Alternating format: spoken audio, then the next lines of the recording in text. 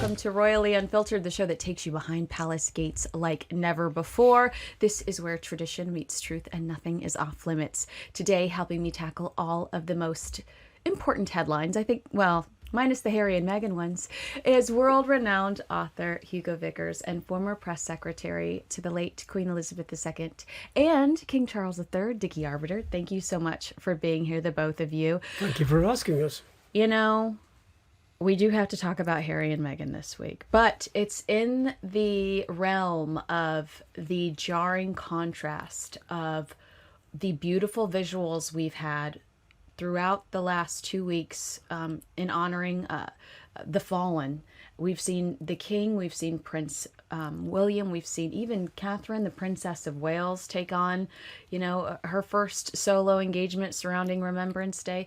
And so that's been incredibly moving and beautiful.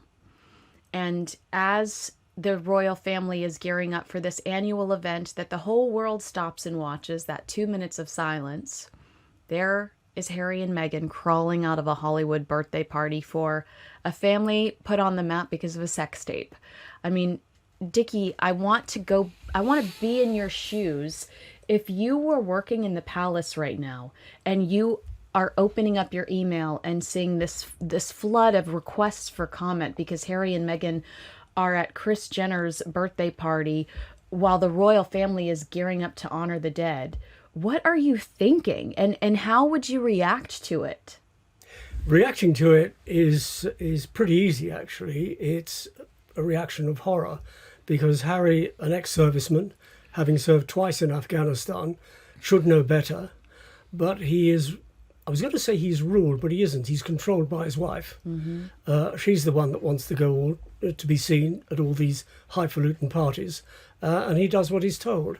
And when you think of all the brouhaha that surrounded his Remembrance weekend last year, when he went to a cemetery and he posted a picture and he left poppies, today is completely different. Mm-hmm. So what's gone wrong? What's gone wrong is she's gone wrong. Mm-hmm. And yet she posted him on Instagram. We'll get into that. Hugo, to be fair, Harry does go to Canada. We do see Harry go to Canada in the last few weeks, and he visits the same veterans hospital that Princess Anne has spent time at the Queen, as well as the Queen Mother. We get the visuals of him kneeling with the veterans and painting poppies on helmets. He talks about how much service meant to him in his life, does that CTV interview in Canada. But does the Kardashian party erase that great, just that little blimp of positive press? Does the Kardashian party completely wipe that off the map? I think it does. It's a difficult thing with Prince Harry, isn't it? Because actually he's rather good at those things when he goes around hospital or whatever, or when he visits the veterans. That's what he's trained to do, and he's good at it. But these, of course, and I think we've discussed this before, these are sort of like pseudo-royal visits. It's like he's then reenacting his role as a prince. He goes as a sort of VIP. He pops in and he does various things. He paints a helmet, and he's very good at it, and that's why he ought to do more of it. So I find it a bit of a dilemma discussing what I think about that, because that's what he's good at. Right. But then he goes off to a party, and of course that grabs all the headlines, and I wonder how much time he spends thinking about those poor people in the hospital. Right. And the thing is, in Canada, he was on his own. Yes. Yes, that's true too. And he's very good when he's on his own. Yes. But he just goes to pieces when he's not. Right. Yeah. Well, so tell me if you believe this story, Dickie. Palace insiders are appalled by Prince Harry and Meghan Markle's grinning appearance at Kris Jenner's 70th birthday bash. This is an exclusive from Page 6. And say it just shows why the couple should not be accepted back into the royal fold. It's so tacky, one of the sources told Page 6. I'm over here with my paper. I'm feeling very, I feel like I should have a tablet or something. It truly shows that Harry is so far removed from the rest of the family. These people may be stars in America, but it's at odds with what Prince William is trying to do with his life and the monarchy. They also say, just so we have some additional backstory, that Meghan was in networking mode inside the party, schmoozing. She schmoozed with a lot of power players. Do you think that, judging by the experience you had inside the palace, that might be the tone? Palace more focused on what was happening here in the United Kingdom. That's a very fair point. Yeah, with the royal family. Harry's 7,000 miles away, and what he does there is his own business. It doesn't impact on what the royals are doing here. Remembrance weekend and the few days afterwards, when we mark 2-minute silence again on the 11th of November, are more focused on by people here and by the palace, rather than what Harry's doing in the States. Dare I say, he's actually irrelevant. Ooh, you may dare. Hugo, am I more sensitive to this because I'm in Hollywood, because I'm an American? I mean, Dickie makes a really great point. Am I seeing it more, or am I reacting to it more because of my location? Well, possibly, but as you know, anything that the Sussexes do seems to get undue publicity. If they pop up somewhere, then everything they do, it gets discussed. We haven't mentioned what I think has been a fantastically successful tour, again with Remembrance Sunday things, Princess Anne in Australia. Did you think she looked great? She looked terrific. She's sort of well-dressed and they looked really happy and smiling, and they've been all over the place. She went there for the 100th anniversary of the Australian Corps of Signals. They were formed in 1925. She has been its colonel-in-chief for almost half of their lifetime. Wow. I think it's 47 or 48 years. Wow. Yes. And there she was on Anzac Day in uniform of the regiment, and she looked terrific. Anzac Day in Australia is very special. It's like our Remembrance Sunday here, and the Anzac Memorial in Sydney is very, very moving. So I can imagine how moved she was when she was there. Oh, I do. I thank you for bringing that up, because that was not on the rundown. But I'm not done talking about Meghan Markle. I'm sorry. Right. So to go back to trying to get away from her. I know you are. You're so clever. To go back to what Dickie had mentioned, Meghan makes headlines again by the woman that lacked the poppy at Kris Jenner's party. Harry wore a poppy to the party, but not Meghan. She posts a video. Probably last year's poppy. Probably. But she shares a video of Prince Harry to honor him on Veterans Day. It's a clip from 2013 where Harry's suddenly interrupted while giving an interview in Afghanistan. We've all seen this video where he's like, "Oh, I gotta go." She says, this caption kills me. "As my husband says, once served, always serving. Thank you to all who served, sacrificed, and continue to serve, honoring you on Veterans Day and every day." Well, remember when they blew off the memorial concert marking the 30th anniversary of an IRA bombing that killed 11 Royal Marines? Harry was captain at the time in Kent, so Meghan could chase after Beyonce at a Lion King premiere, and Harry was asking Bob Iger to consider Meghan Markle for voiceover work. Yes. I have my problem with Harry and Meghan is actions speak louder than words. And I feel like this week has shown me so much about their true feelings towards veterans. You can upload a cute video of your husband from years ago, but show up. Like you both said, she wasn't in Canada. Where was she in Canada? Well, I mean, let's face it. What does you talked about Prince Harry serving? All he does these days is he serves a salad with kind of petals strewn all over Flower sprinkles, yeah. That's all he does. That's his idea of service these days. Yeah. But you see, he became Captain General on the retirement of his grandfather. He'd been Captain General for about 60 years. And because Harry had been served in Afghanistan, his grandfather thought, well, he's a good fit for it. Yeah. And if his grandfather were alive today, he'd feel very, very let down. I believe you're right. And it's a highly prestigious position. It's a hugely prestigious position. And Harry just let his grandfather down. I mean, let everybody down. I mean, I remember saying at the time, you can't be Captain General of the Royal Marines if you're lying barefoot under a tree in California. You've got to be there doing it, doing Absolutely. the work. Yep. Oh, so I called him just Captain. He was Captain General. Captain General. Yeah. There was I apologize for That's that. all Thank right. you for You're correcting an American. me. It's a complicated. There are little pitfalls all over the place. Thank you for correcting me. Hey, Unfiltered fam, some breaking news right off the top. Beam's cyber sale is now live for our listeners, and it's their best offer of the year, but only for 48 hours. Right now, friends of the show get up to 50% off, and with my code Kinsey, you can grab Dream for just $32.50. That breaks down to only $1.08 per night for the best sleep of your life. Go to shopbeam.com/Kinsey, use my code Kinsey, and don't miss out. This is the lowest price Dream has ever been sold anywhere and will likely sell out quickly. Dream is packed with ingredients your body actually needs to sleep. Reishi, magnesium, L-theanine, and yes, even melatonin, but dosed intelligently, not like the drugstore garbage that knocks you out and leaves you groggy. So now's the time. Beam is giving our community the ultimate royal discount. Go to shopbeam.com/Kinsey, use code Kinsey, and get up to 50% off during Beam's cyber sale. You can grab Dream for just $32.50, but here's the catch. Dream is only available at this price until it sells out. And can I just tell you, their cinnamon cocoa flavor is like Christmas in a cup. You're welcome. So seriously, think about it. How much would you pay for a truly great night's sleep? With Beam's cyber price, it's just $1.08 per night. Enjoy the show. So we are going to get into the actual hardworking royals now. Again, my whole point of this is just my issue with the Sussexes is that they insist on using their titles stateside. But their work does not reflect the same work that we saw over the last few days from the king, from his son. It's frivolous. It's frivolous. And everything I've seen over the last few days is so important.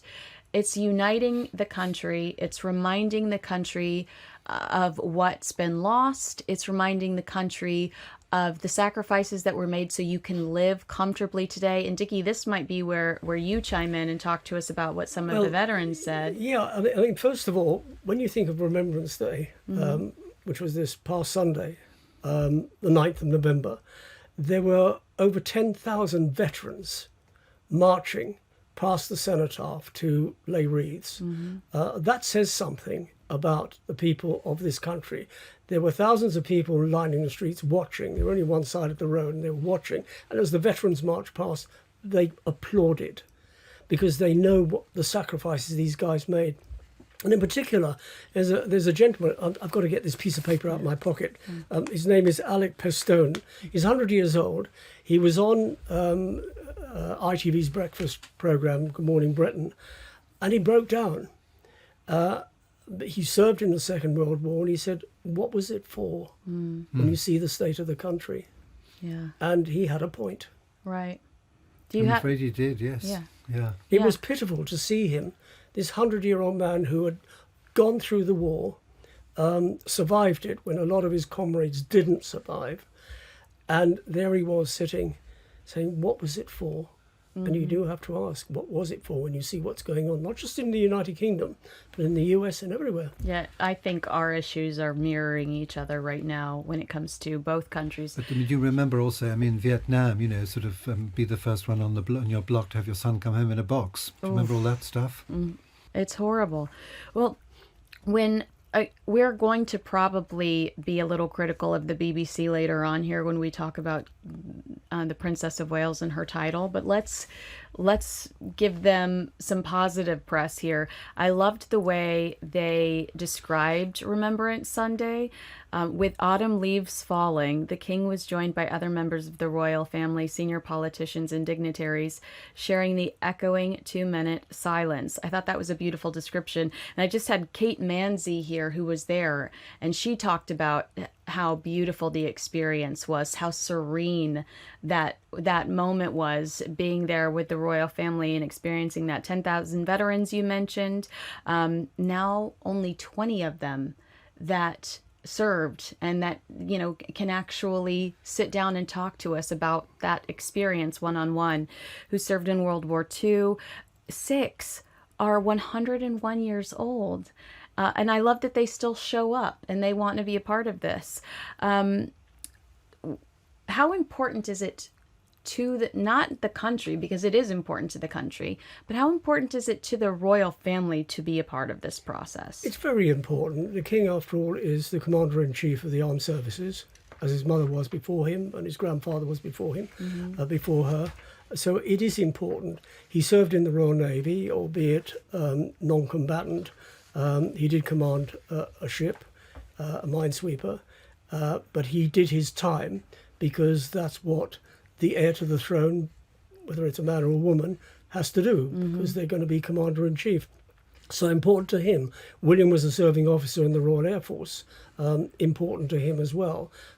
Harry was a serving officer in the Army Air Corps, and one would think it was important to him.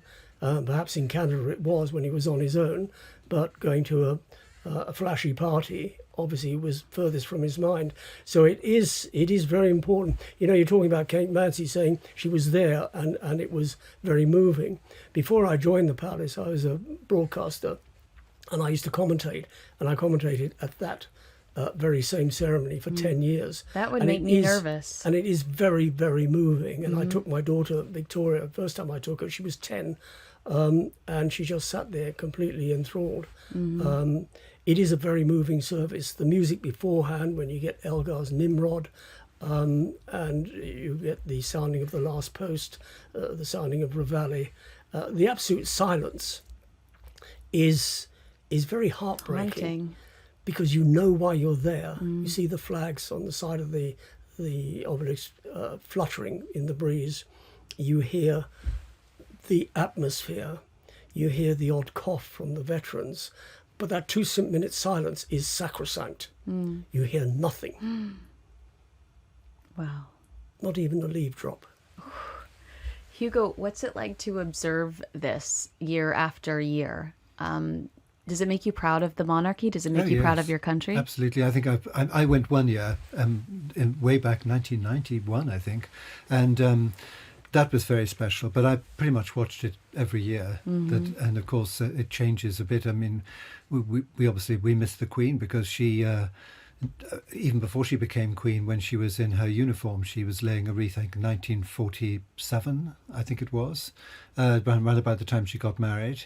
And then, of course, year after year, there she was. It was nice to see the Duke of Kent on the balcony, and I hope you noticed that he was holding his Field Marshal's baton. He was the only Field Marshal on parade. Oh, how so that was good. He used to lay a wreath, but he now watches it, and wreaths are laid, a lot of them, on behalf of them, because there aren't that many members of the actual royal family. This time there are only 3, I think. It's Prince Edward, and Prince William and the King. That's right. And all the others had wreaths laid for them. Yeah. We shouldn't forget either that the night before was the Festival of Remembrance. Oh, yes. At the Royal Albert Hall, which in itself is very moving. Now, you probably watch it on television. And, you know, to see the in-house pensioners, we call them the Chelsea pensioners, in their scarlet tunics, marching down those steps, and it can't fail to give a lump to your throat. Right. And I thought the rendition of We'll Meet Again, belted out, was so moving. And it had a very marked change this year. In past years, there's always been a sort of drill displays by the armed services. There wasn't so much of it this year. There was by the King's Colour Squadron, Royal Air Force, but and a little bit by the Royal Marines drummers, but not a lot, which was rather nice. So it focused on veterans, I think, because this year is the 80th anniversary of the ending of not just the war in Europe, but the war in the Far East, the Forgotten War. Oh, wow, that's interesting. I hadn't even thought about that, the 80th anniversary. Hugo, I have 2 questions for you, and I'm going to say them both so that I don't forget them. Right. First of all, how often do we see so many members of the royal family like we did on Sunday? I mean, what are the general events where we see all of them together? Because I don't feel like it's enough. I suppose Trooping the Colour. Wait, I have one more question before I forget. Right. And then talk to me about, were you pleasantly surprised to see Prince George at the... Well, yes, because of course, I mean, this is the way he gets introduced to the role that he will one day fulfill. So he was at the Festival of Remembrance. He wasn't actually at the Cenotaph. No, he was at the which was Festival of Remembrance. Interesting. I wondered whether he might have possibly been on the balcony, but he wasn't.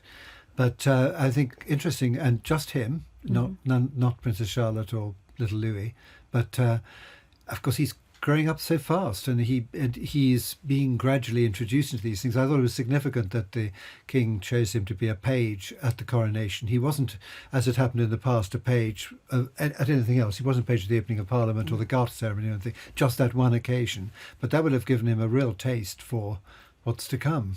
I think it was important that he was there. Yes. It was very important because William was on his way back from Brazil. There were a few people on X complaining that he wasn't there. Always. I mean, the guy's been in Brazil and he's on his Always. way back. I know. And it was good that George was there because, as Hugo rightly says, one day he will be there front and centre.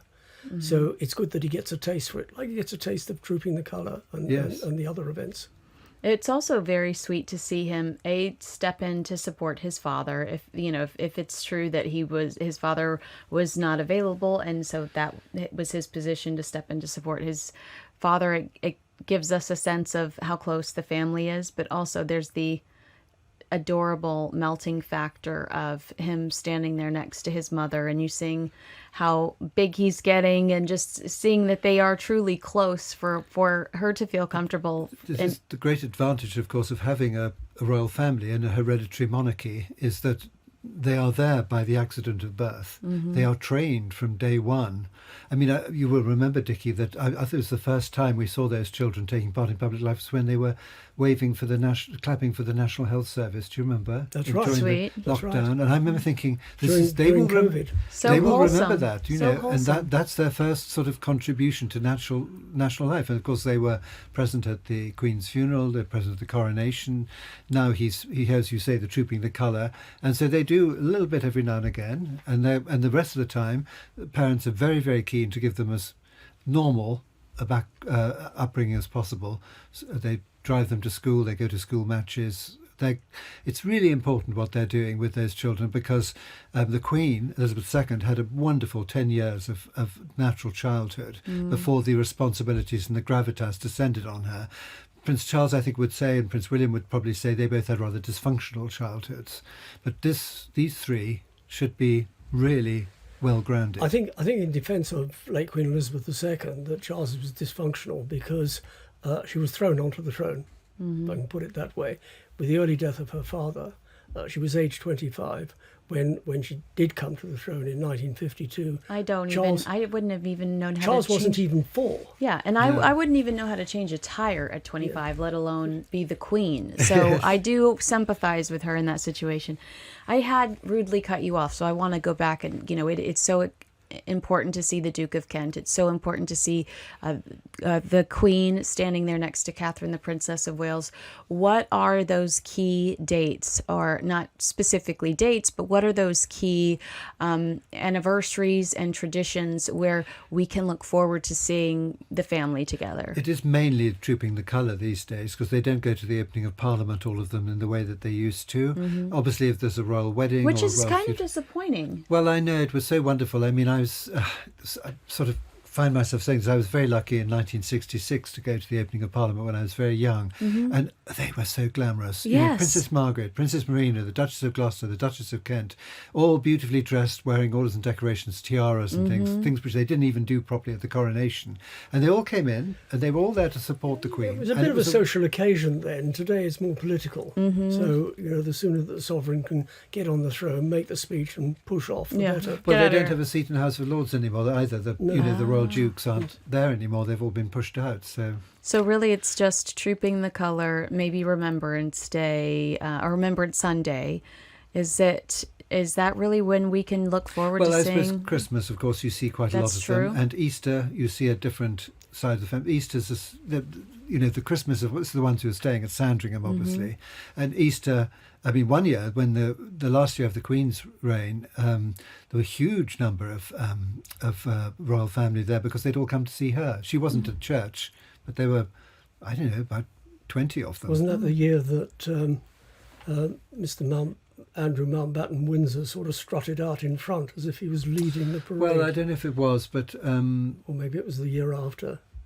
certainly I know that there were. I remember thinking that because I've been involved with St George's Chapel a very long time. You have indeed. A lot of them You're part of the fabric. weren't even born when I first came there. Very, very few of them that had actually been around. Because I mean, when I was first there, was Prince Edward held by the hand by the Queen. He was only 4 years old. Oh, wow. How sweet and small. I just had this thought, Dickie. Is it true that Princess Diana was reprimanded one year at the opening of Parliament because she wore her hair up, and they said that she was trying to upstage the Queen? Do you remember those headlines? I do remember those headlines, but it didn't matter what Diana did, whether hair up, hair down, skirt above her knees or skirt below the knees. If she was with the Queen, she was always accused of upstaging her. There's no question. She didn't set out to upstage. No. It wasn't in her makeup, but make good headlines, sell newspapers, and that's what it's all about. I know. I feel like we see a lot of that lately. Yeah. We do. Well, speaking of somebody who sells a lot of papers, let's talk about the Princess of Wales, the gorgeous Princess of Wales. Now, I didn't realize this was her first solo engagement for Remembrance Day. Why would it take so long for this to come to fruition? It really was a special occasion. Yeah. It's the 80th anniversary. Remembrance Day happens every year at the same time. But this was the 80th anniversary. So it was full on by all members of the royal family to recognise. The Queen, for example, travelled by train from her home in Warwickshire, Worcestershire to Paddington, where she laid a wreath, because there's a memorial on one of the platforms in Paddington to the servicemen who worked for the then British Rail. So that was a move that's never happened before, but it happened because of the 80th anniversary. Catherine at the National Arboretum, again, because of the 80th anniversary. William sent a message out to all schools for their assembly because it was the 80th anniversary. So a special year. It might not happen again, but the royals are very good at marking key dates, and this year was a key date. Hugo, she looked so beautiful and she's so at ease, and there is video of her where she's squatting down and she's at this veterans level, and you could just see how truly engaged and committed she is to this conversation. There's an effortless compassion and empathy that flows from her. Have we always seen this?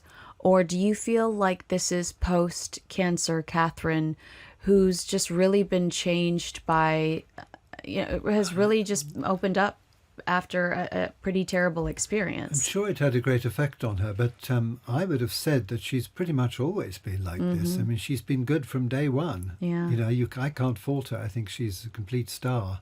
And whenever she appears, I mean, she is the real star in the royal family, quite frankly, the one that you'd want to go and stand in the street and watch go by. Oh, how sweet. It's interesting that she did that. I remember years ago, and I was reporting, and late Diana, Princess of Wales, went to a residential home for blind people. And on the way out, there was a couple sitting in the lobby. Not related, they were just residents there. And she stopped and talked to the woman, and then she stopped and talked to the man, and he had tears welling up in his eyes, and she bent down, very much like Catherine did with that veteran. And she said, "What's the matter?" And he said, "I can't see you."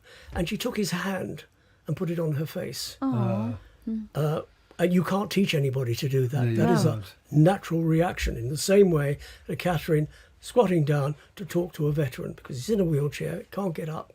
She's going to him rather than expecting him to go to her. And it's a natural reaction. And it was just absolutely precious the way she was talking about Prince George's knowledge of some of the airplanes they flew and how enthusiastic he was about that.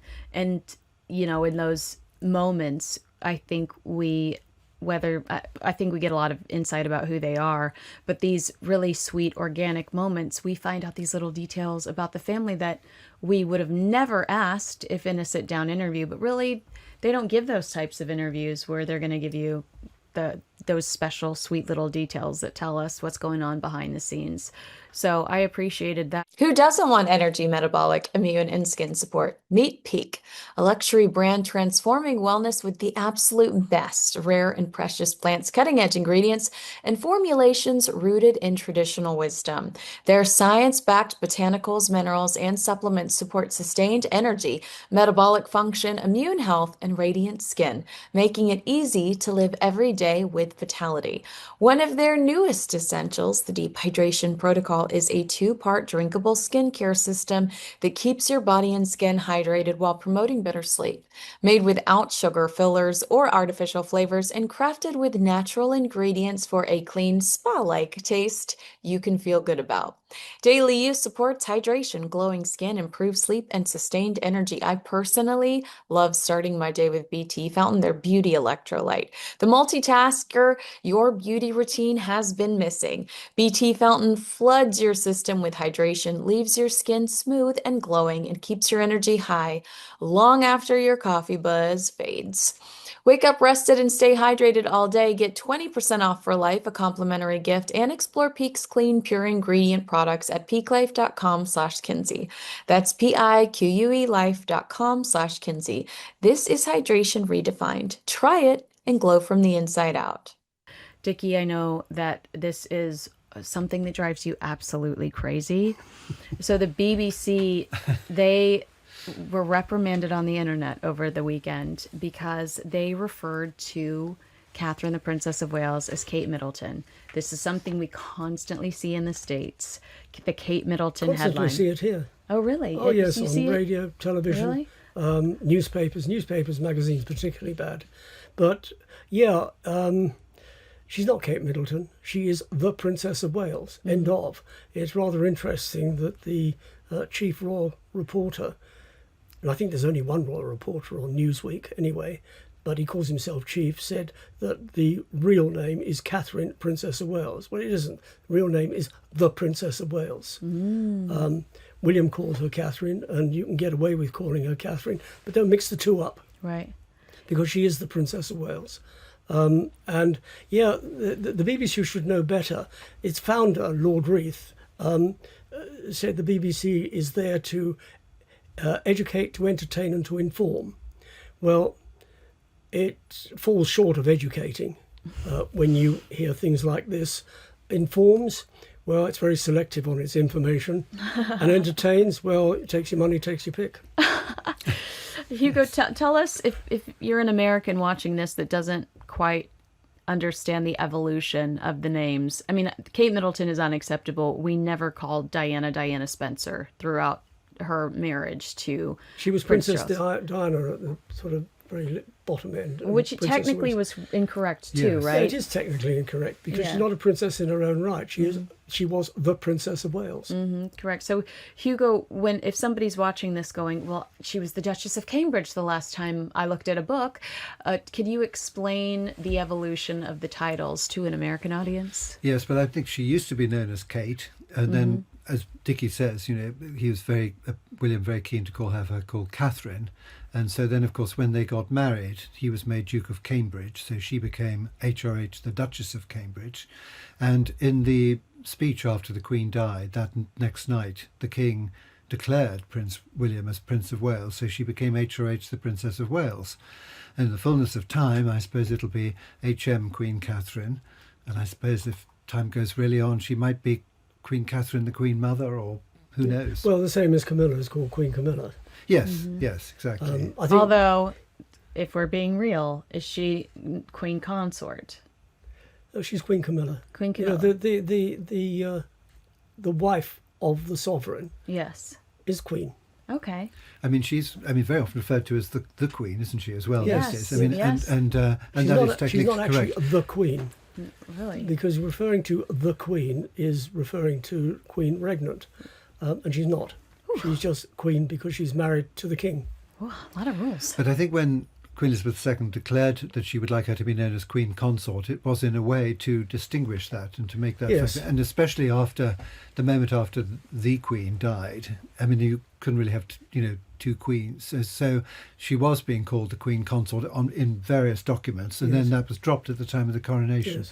I think rightly, because eventually, of course, if anything happens to the King, she cannot go on being the Queen Consort, and she will, I'm sure, be known as Queen Camilla. Yeah, and it is the right way to go about it. Yes. It's no good playing around with names. They tried it when the King was Prince of Wales. His office tried it in 2005 when they got engaged in February of that year, when they said that when he becomes king, she'll be known as Princess Consort. Yes. Which is a lot of crap because there's no such thing as a Princess Consort. Right. But they did it to placate the great British public, who were very much sort of on side with Diana, just barely 8 years after her untimely death. And it worked. It did. It worked. And it works now that she is recognised as Queen Camilla. And of course, very sensibly, I mean, she used the title the Duchess of Cornwall. She didn't actually become the Yes, Princess of yes. Wales, which by law she was. She was, indeed. But she was also Duchess of Cornwall. That was very subtle, I think. Very, very clever move. Yes. Very clever move. These were all very strategic PR moves, though, because they did not want anger towards this relationship, correct? This is all just... And what was so fascinating was that the press were pretty vile up until the day of the marriage, and everything went wrong, as you'll remember. The Pope died, they had to change the date, and Prince Rainier died. I mean, it just went on and on. I mean, and then he actually married her, and it was a moment of like, It was also stardust. whoops, Yeah. hello, she had been the hated mistress, and now she's the supportive wife, and that's what she's been ever since. Right. It's amazing. It's fascinating. It is fascinating. It is fascinating because if you go back and study, post Diana, during Diana, read Andrew Morton's Diana, Her True Story, and then close your book and wake up in 2025. It's night and day. Yes. I love Camilla. I love Queen Camilla. Well, I mean, can you tell me a single thing she's done wrong since she became the wife of the Prince of Wales? I can't. I cannot, but I could repeat to you what Prince Harry has accused her of doing, but I don't believe it. No, well, I mean, that's all. Yeah, but you can't believe anything he says. No. anyway. Not today, no. No. Absolutely not. She hasn't. We always use this expression. She hasn't put a foot wrong. When you think that she went on television a few months ago, highlighting Domestic violence. domestic wasn't it? violence, Yeah. to take something like that on is quite formidable. But we got to remember that in her previous life, she was an army commander's wife. And you come across these things with the other ranks because army life is not perfect. The guys come back from the front and they've got a bit of post-traumatic stress disorder, and they beat up their wives. And so she was there for the other ranks. So it's not something that's new to her. And she's also very much, her reading room is very important. So Hugely sweet. successful. She's a podcaster. She You know, is. she's a Yes. She's like us. Yes. She And it's the same. podcasts about It's the same as books, though. Catherine. She's very much into early reading, early learning, and Camilla feels exactly the same way. Too often people sit there looking at their phones. They're looking at absolute rubbish. They're flicking through past texts, bits What of jam pictures. has Meghan Markle launched today on Yes. Instagram? Yeah, no, What that's... petals did she have on her food? Exactly. No, thank you. Absolutely not. Well, I mean, I think that my biggest takeaway, though, well, first of all, I've had this conversation with the both of you multiple times. I always felt like the ultimate objective with the Sussexes was the Kardashian path of just shameless. I will sell my soul to whoever's in front of me if it will get me through the door, or I can accomplish something instantly. And I thought the Harry having to stand in Canada and apologize for wearing a Dodgers cap at a Blue Jays game was a pretty great example of that. His excuse was, I was there thanks to the owner. He gave me the seats for free, and I thought it was the polite thing to do. Well, the polite thing to do would be to wear the cap for the country that your father is king of, or just not wear a cap at all. But with the Kardashian event happening so closely to Remembrance Day, especially with the buildup of Prince Harry being in Canada, I thought this is a good look for him. Was ultimately incredibly disappointing. I don't know why I give them enough energy to be disappointed by their actions today, but it feels like a real decline in morals and values for them. Am I being too harsh in saying that? I'm not sure you're being too harsh. I think one of their biggest problems is they're playing catch up. They've got to earn money. And the only way to earn money is to be seen in the right places in the hope that you're going to get a job in the right places. Yeah. And that's their problem because, quite frankly, they're both talentless. Right. But Prince Harry is so good at, like you said, Canada. Can he not find a way to make that his life? Is that... I mean... Not at the moment, I don't think. I mean, I've mused a lot about the question of what would happen if he actually came back. And of course, he would be in competition. Why would you do that to us?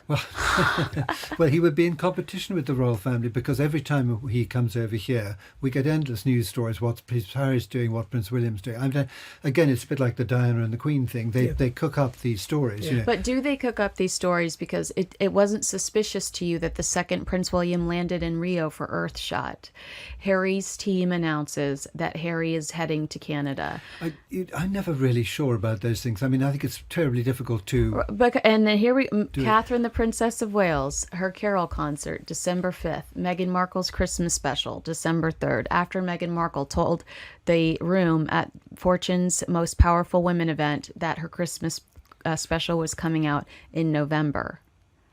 Well, maybe she does. Somebody give me my tinfoil hat. Yes, maybe she does, but it doesn't work. But it wouldn't work having Prince Harry over here going back into royal life because he would just be a distraction. Mm-hmm. Total distraction. Look, quite frankly, there needs to be coordination. There isn't any coordination. It's my understanding that Harry's team reacts to the Brazil news by saying, we had to wait to release it now because we don't have the same security as other working members of the British royal family, almost implying that he is a working member of the British royal family.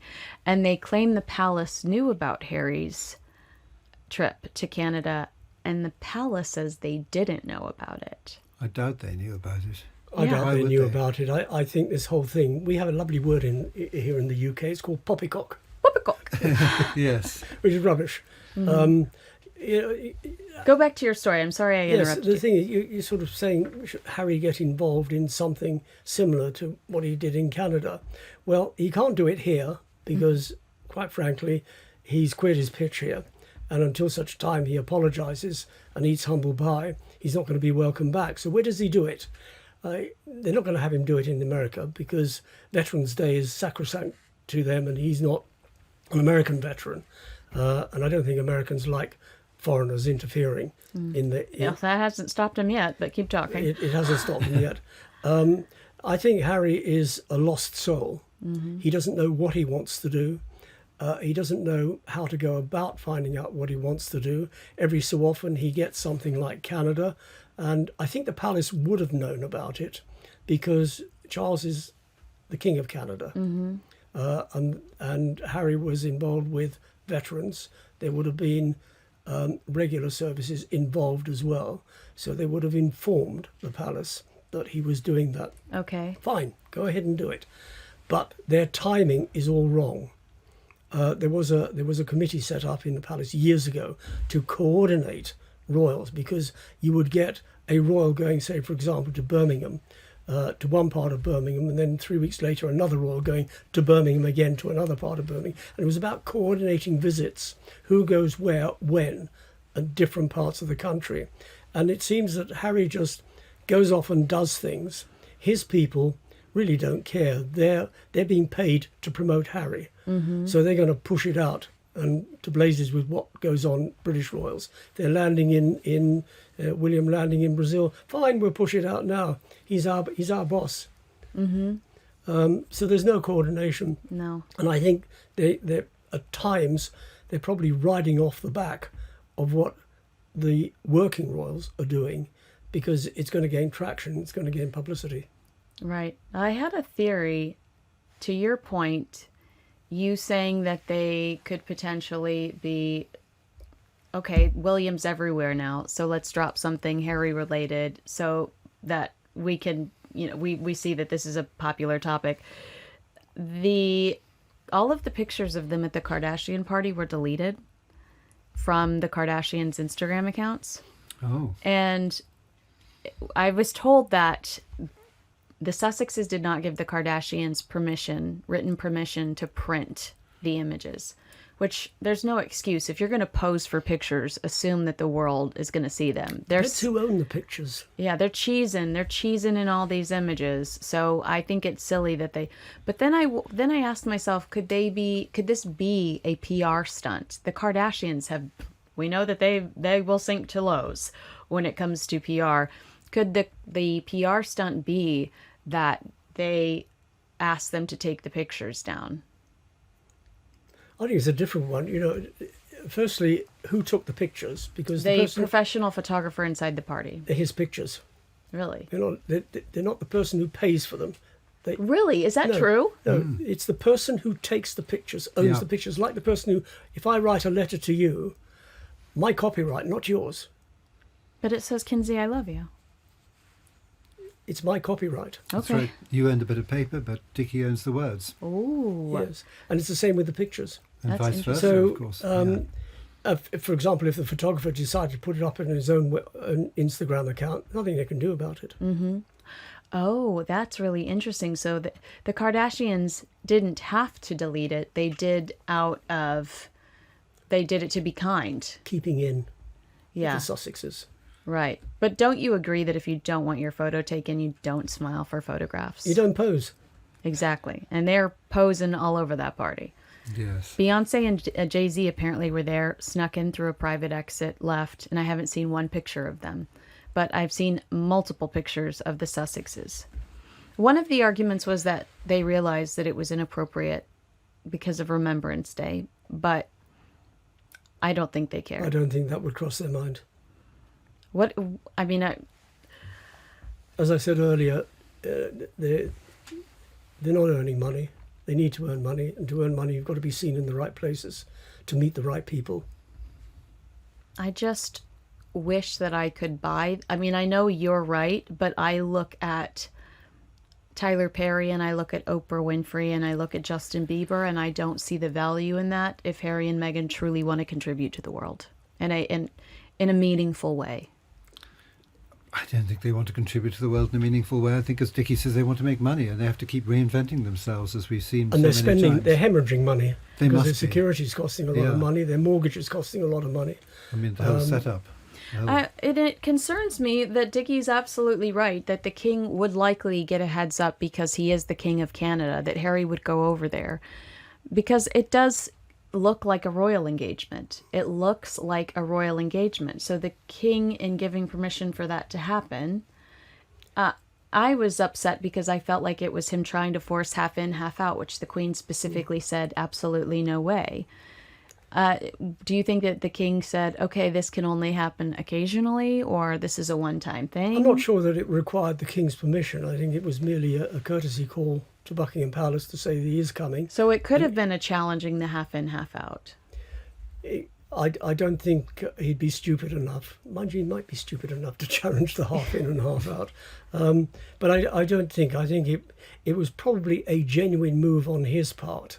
But I'm curious to Dickie know, always given Prince Harry the benefit of the doubt? who invited him? He was invited by an organization. It wasn't the venue that he was at, but it was a veterans organization, according to reports, that did invite him.